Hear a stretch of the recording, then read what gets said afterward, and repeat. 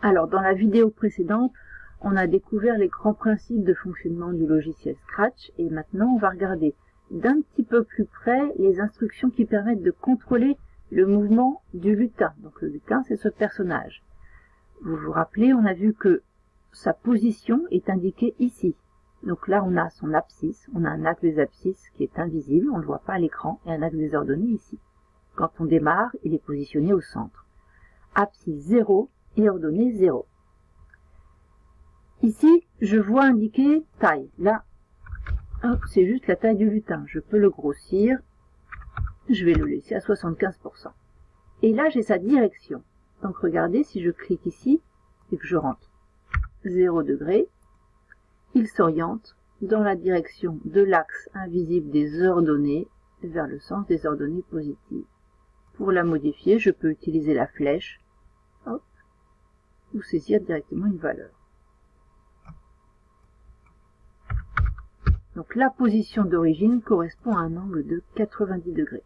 Alors, on retrouve un petit programme qu'on a fait fonctionner déjà.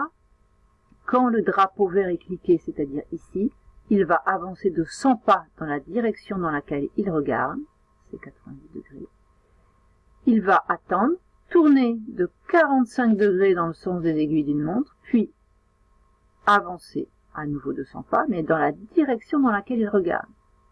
Allons-y, on le reprend, il tourne et il avance. Je recommence. Là, ce qu'on voit, c'est qu'à chaque fois qu'on relance le programme, il repart de la position où il est. Donc, si je veux réinitialiser proprement et le faire revenir à sa position de départ, je vais rajouter une instruction. Hop, pour revenir sur le point de coordonnées 0, 0, et regardons ce qui se passe.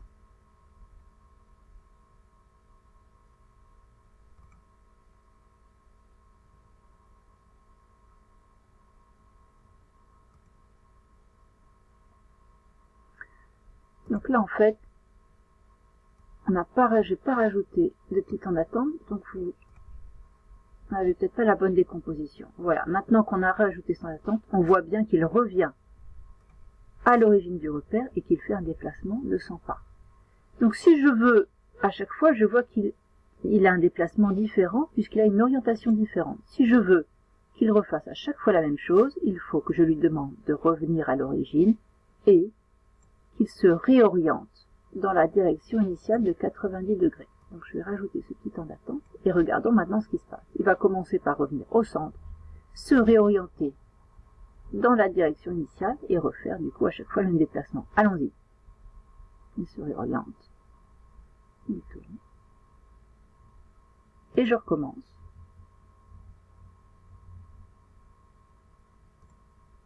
On recommence et on voit que cette fois il refait à chaque fois le même déplacement puisqu'il repart du même point d'origine avec la même orientation. Il y a une autre manière de contrôler ces déplacements, c'est d'utiliser directement les ordonnées, les abscisses. Par exemple, si je lui demande après d'ajouter 100 à x, c'est-à-dire à son abscisse, voyons ce qui se passe. Je rajoute encore un petit temps d'attente entre les deux. Et c'est parti.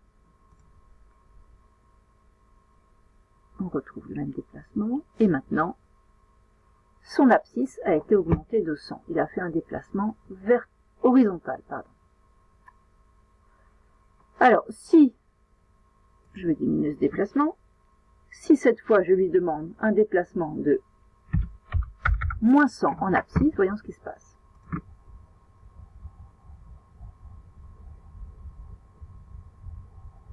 Et bien là, au lieu d'avancer de 100 dans le sens des abscisses positives, il s'est déplacé dans le sens des abscisses négatives, dans la direction inverse. Si j'ajoute un déplacement qui correspond à un déplacement vertical, je peux lui demander par exemple d'ajouter 50 à Y, c'est-à-dire d'ajouter 50 à son ordonnée. Et je vais rajouter un petit temps d'attente entre les deux pour bien voir ce qui se passe. Hop, c'est reparti. Il tourne, il avance. Déplacement abscisse, puis ordonnée. Donc son ordonnée a augmenté de 50 unités. Et si je mets moins 50 à son ordonnée, vous avez deviné ce qui allait se passer. Au début, c'est pareil.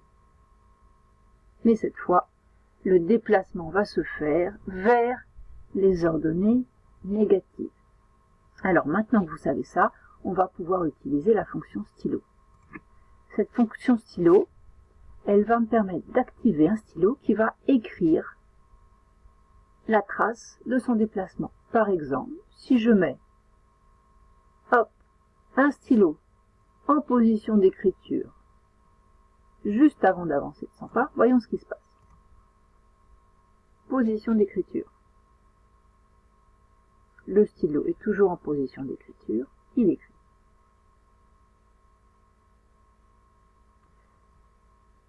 Si je veux recommencer,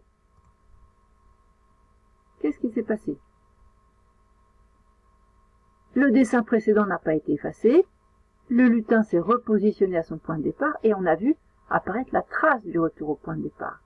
Donc le stylo est toujours en position d'écriture, je ne lui ai jamais demandé de le relever.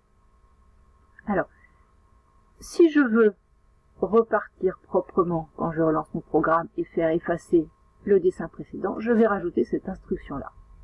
Effacer tout. Et regardons ce qui se passe. Le programme.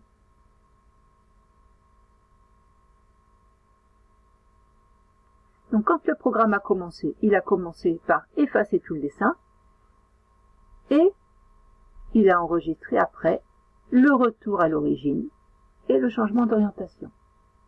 Si je déplace, effacer tout. Non, je vais laisser là. Si je relance mon programme, première étape, effacer, et puis après, tous les déplacements du lutin sont à nouveau enregistrés, puisque mon stylo est toujours en position d'écriture. Si je ne veux pas enregistrer tout le trajet de mon lutin, je vais pouvoir, par exemple ici, indiquer que je veux relever le stylo. Et voyons ce qui se passe. Ça commence pareil.